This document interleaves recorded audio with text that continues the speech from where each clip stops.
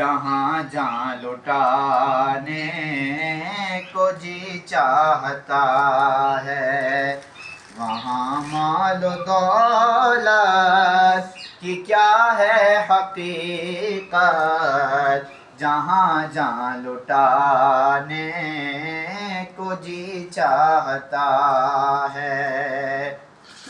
اور جہاد محبت کی آواز گونجی، کہا حنظلہ نے یہ دلہن سے اپنی۔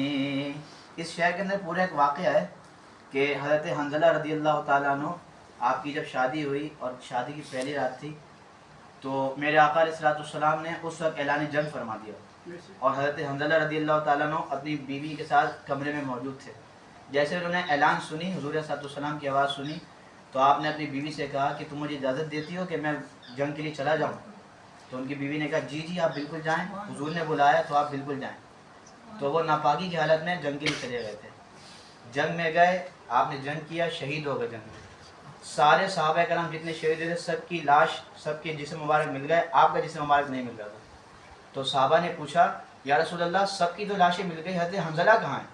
تو حضور صلی اللہ علیہ وسلم نے فرمایا کہ حضرت حنظلہ کو فرشتے آسمانوں پر لے گئے غسل کرانے کے لیے، وہ جب جنگ میں آئے تھے تو ناپاک تھے، تو فرشتے ان کو لے کر گئے غسل کرانے کے لیے، ان کو جنت میں غسل دیا جا رہا ہے، پھر غسل کرانے کے بعد ان کو واپس زمین میں لا دیا جائے گا۔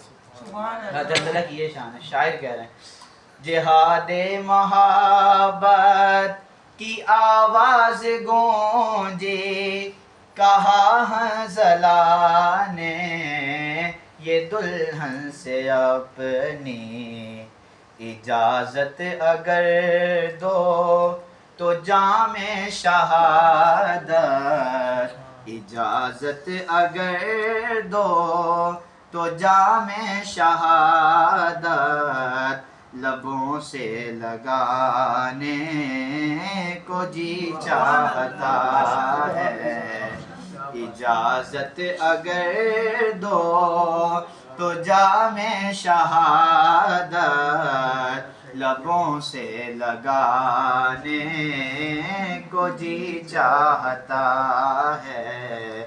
وہ شہر محبت جہاں مصطفیٰ ہیں، وہیں گھر بسانے کو جی چاہتا ہے۔